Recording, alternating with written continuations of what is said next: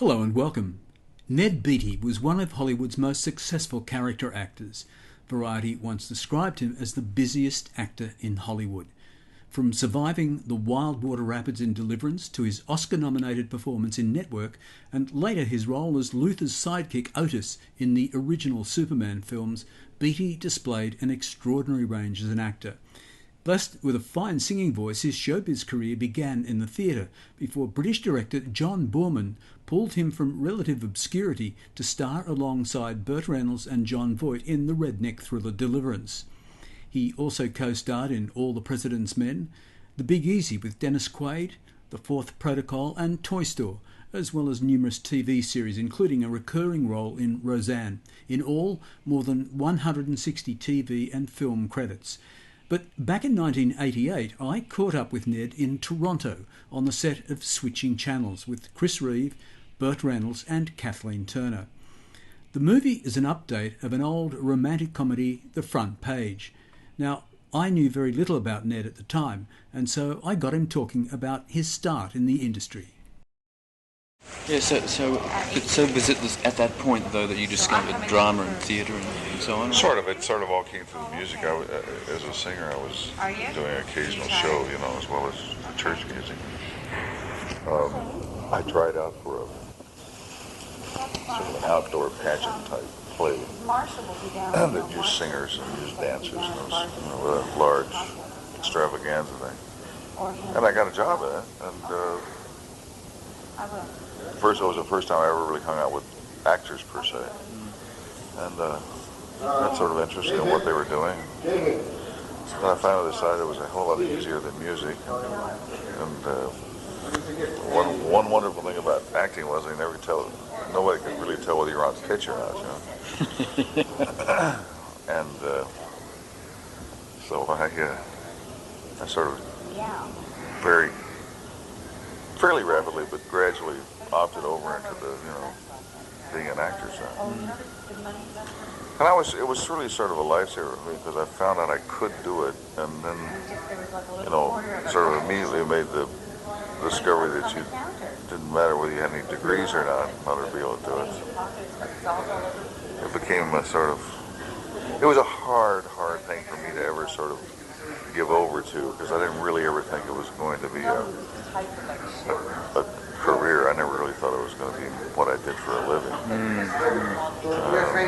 You seemed, looking at your theatre credits, you acquired a wonderful range of theatre credits before you got that first break in film.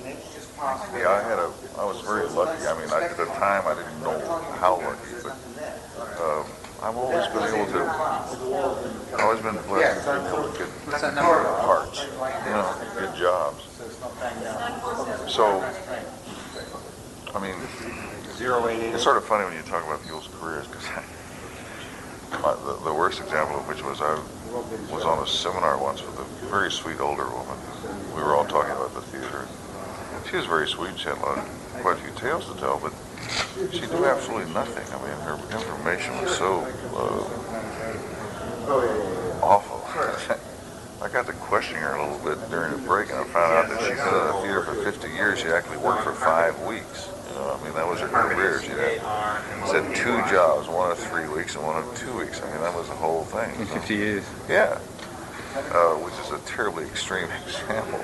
But I was really lucky. In my years of working as a theater actor, I did some other things, and first 6 years I went off and did other jobs because I thought I had to find something else to do and I earned a living.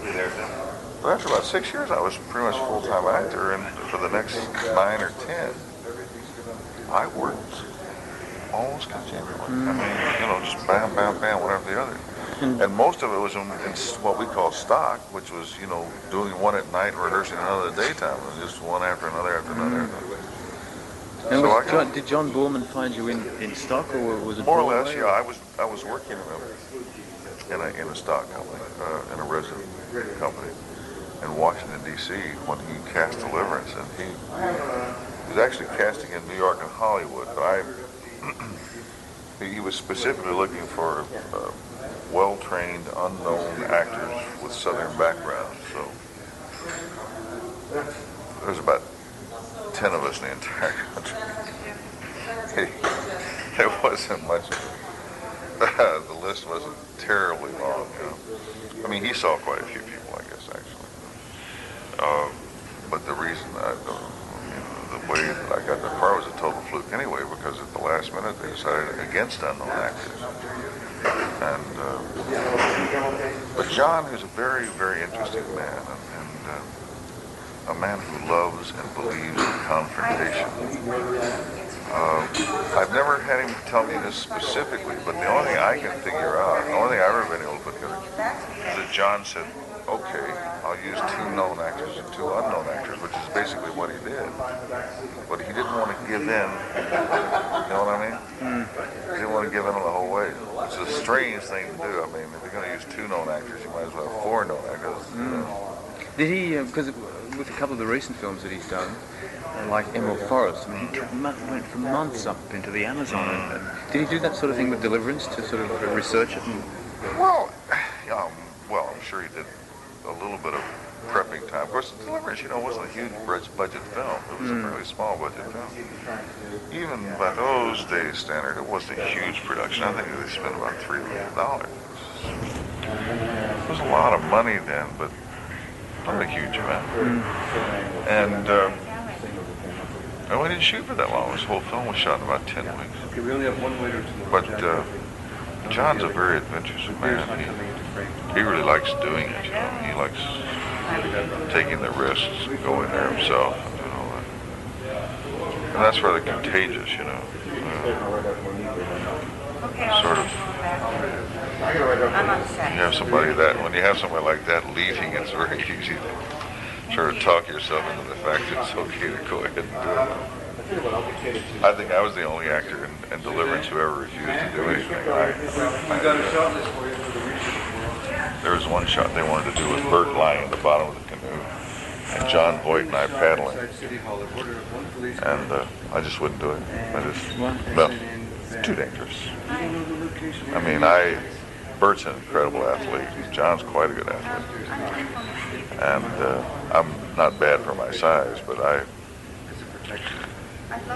this was just not. I just didn't like the risk involved. Because the thing about the canoe and white water is the more weight you put in it, with 3 real bodies, and I weigh over 200 pounds. John Boyd's a big man. He weighs, maybe 180 pounds. He's 6'2" or 6'3". And Burt's,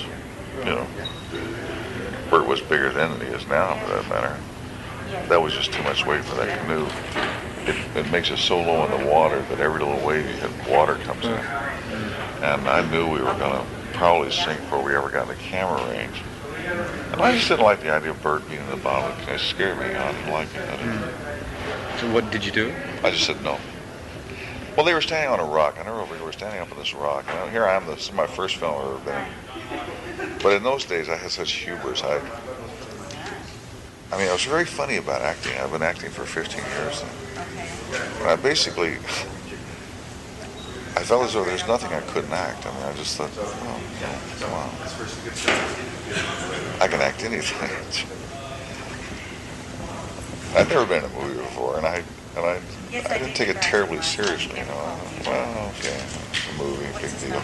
But we were standing on this rock, and they kept deciding whether to do the shot or not, and I finally got tired of it. I said, well, I think I want to make it easier for everybody. I will not do this shot under any circumstances. And I walked away. How did John take that? He was kind of wonderful about it. He's very sweet in the sense that he loves people who will show that they've got a little bit of brash, because he's that way. And you could hardly ever get caught. You couldn't get in too much trouble with John if you would say no to him. You'd get in a lot more trouble if you said yes. You could be a sycophant, unquestioning sycophant. No, he doesn't like that too much. He really enjoys the spice of having people. I mean, it was terribly male film, It got to be terribly. Well, Burt could probably tell you the same. I mean, it was amazing the way we treated each other, because we would tell each other exactly what we'd think. I mean, you'd do a scene, and John would turn around and say, "What do you think?" He'd say, "Terrible," are awful. The kind of things you don't ever really hear on a set, you know. And we say, okay, what was wrong? And then we started talking. And say, John, what was wrong? And he'd say, John, how much quicker do you want us to play? We used to tease him because he actually would hold, you know, the script supervisor holds a stopwatch on the scene, but John would hold one himself. And he would know somewhere inside how long he wanted to see it. Depending on what you're going to tell me. And he would keep bugging you until you got the scene down to that length. So after a while, we got into this shorthand. We'd say, how many seconds? Did you want? Cut through the bullshit. Tell us how many seconds you want. But it was wonderful. I mean, everybody telling everybody exactly what they thought. One actor didn't like what another actor was doing. And saying, what the hell are you doing? It was very, it was good. It was healthy. Yeah, it was healthy. And, you know, it'd be nice if we could be that way more often. Is this a good shoot? This one here? Yeah, it is. It's a tough one because the material is pretty demanding. It's very. Burt was saying today, good metaphors. It's uphill comedy. Got to work hard. Yeah, pumping hard. But it's nice because it's it happens at a rhythm, which is kind of healthy, I think. You know, so it's the one thing that's I think that's been carried over from the.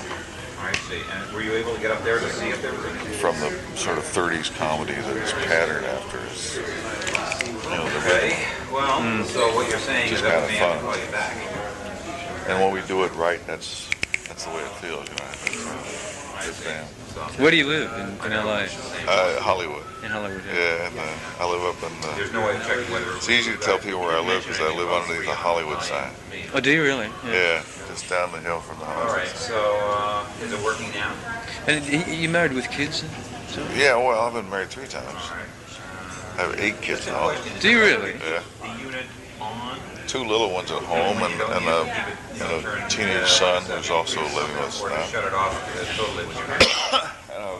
I've got a daughter who just became a teenager, is going to become a teenager this week. She lives in Malibu with her mom, and I've got 4 kids who live back east. They're all grown now, basically. We won't have to see it for a while. Or not grown, but they think they are. Yeah, right. And you obviously keep in touch with them as much as possible. Yeah, I haven't done so great with my first 4. It was hard the first few years when I basically left the East Coast for the West Coast. It was got to be. I'd see them every 6 months, every year. And now they're hard to see because they're spread all over. Just set the thermostat for whatever you want. But I got a daughter who's a nurse, and I have a son who's a blackjack dealer, and I have another son who is a theater. He's got a degree in theatrical lighting. But at the moment, he's building sets for an opera company in Norfolk, Virginia. And then the youngest of my original, family, my first wife, is he's supposed to be going to school to learn about computers, but what he's actually doing is managing a Domino's pizza. So I don't know. I'm sure that it all works out. Oh yeah. As I said, Ned was a great character actor, and his credits are testimony to the wide array of characters he brought to the big and small screen. And as he explained, he married 4 times and fathered 8 children. Clearly, a very busy man. Ned was born in Louisville, Kentucky, and worked steadily into his mid-70s until he passed away in 2021 at the age of 83.